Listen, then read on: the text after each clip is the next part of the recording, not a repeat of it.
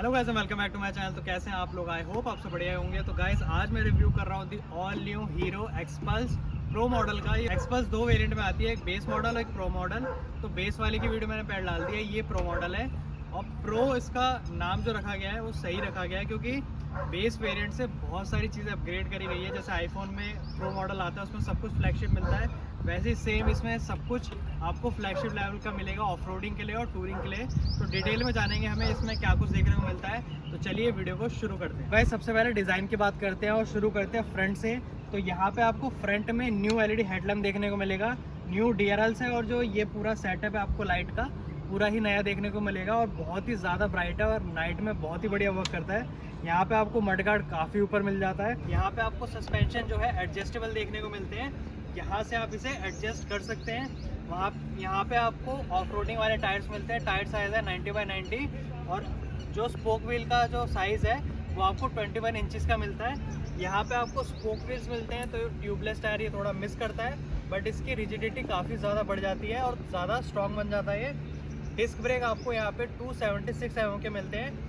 मेरे हिसाब से थोड़े छोटे हैं बट ठीक है, ये प्रॉपरली वर्क कर लेते हैं। यहाँ पे आपको ABS मिलता है। ABS में भी आपको 3 मोड मिलते हैं, जो कि हम जब स्पीडोमीटर की बात करेंगे उसमें डिटेल में जानेंगे।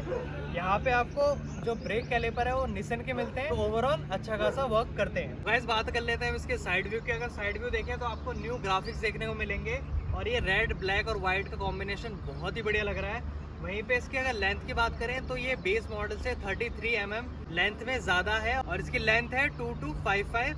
वहीं पे अगर इसकी हाइट की बात करें तो बेस वेरिएंट से इसकी हाइट बहुत ज़्यादा है, क्योंकि इसका ग्राउंड क्लियरेंस काफ़ी ज़्यादा बढ़ जाता है। इसका ग्राउंड क्लियरेंस आपको 270 mm का मिलता है, जो कि बहुत ही बढ़िया। ऑफ रोडिंग में मुझे लगता नहीं कि कोई भी ऑब्स्टेकल आपको रोक सकता है। बट इसमें एक इशू हो जाता है, वो है इसकी सीट हाइट। इसकी सीट हाइट बहुत ही ज़्यादा ऊपर है, 891 mm। गाइस 891 mm बहुत ज़्यादा होता है। अगर मैं बैठ के दिखाऊं इसमें,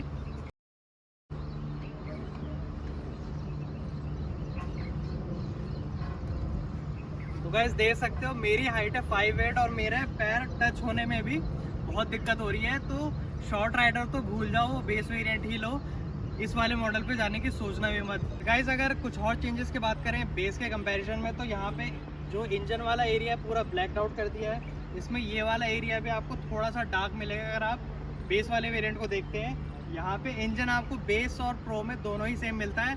आपको 200 सीसी का इंजन मिलता है, जो कि पावर प्रोड्यूस करता है 18.9 bhp and 17.35 Nm of torque. बहुत ज़्यादा क्विक फील नहीं होगा, बट ओवरऑल ये ऑफ रोडिंग में बहुत बढ़िया काम करता है। ये पे हम पीछे के डिस्क ब्रेक की बात करें तो आपको 220 mm के डिस्क ब्रेक मिलते हैं।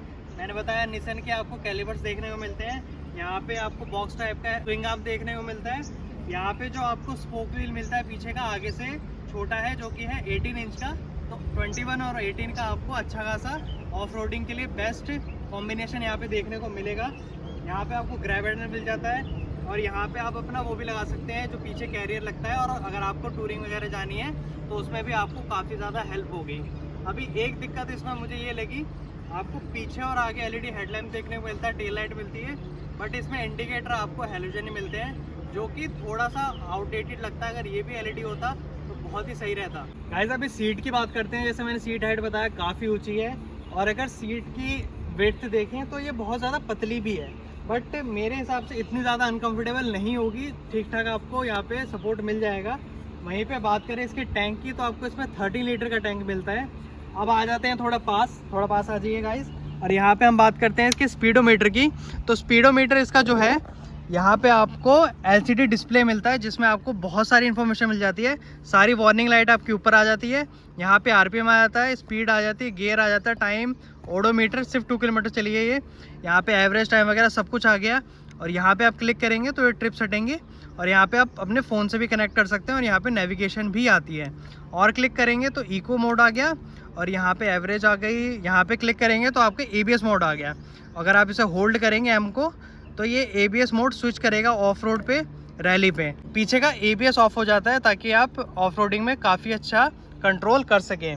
वहीं पे इसके हैंडल की बात करें तो बेस वेरिएंट में ये वाला पार्ट जो एक्स्ट्रा ऐड हुआ है वो नहीं था, सिर्फ यहीं पे आपका हैंडल लगा था। बट इन्होंने इसकी हाइट और बढ़ा दी है ताकि अपराइट पोजीशन हो जाए और बहुत ही कंफर्टेबल फील हो।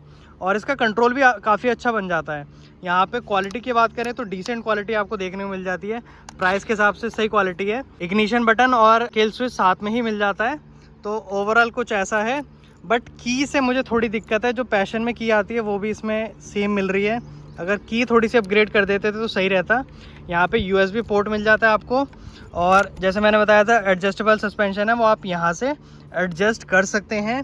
वहीं पे हम नीचे के साइड आएँ तो इंजन की बात हमने कर ही ली है, बट आपको यहाँ पे मेटल यहाँ पे इंजन प्लेट देखने को मिलती है, जो कि आपके इंजन को नीचे किसी रॉक वगैरह से लगने से बचाएगी।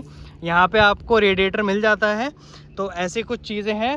तो ओवरऑल इसमें बात करें तो फीचर वगैरह काफ़ी सारे आपको देखने को मिल जाते हैं, और ऑफ रोडिंग के लिए, टूरिंग के लिए मुझे बहुत ही बढ़िया लगी। एंड इसका प्राइस भी इतना कुछ ज़्यादा है नहीं, तो अपने प्राइस के हिसाब से जो ये ऑफ़र करती है वो बहुत ही कमेंडेबल है। आप बताइए आपको कैसी लगी ये बाइक? मेरे को काफ़ी अच्छी लगी।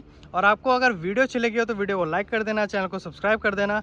एंड अब मिलते हैं नेक्स्ट वीडियो में, तब तक के लिए पीस आउट।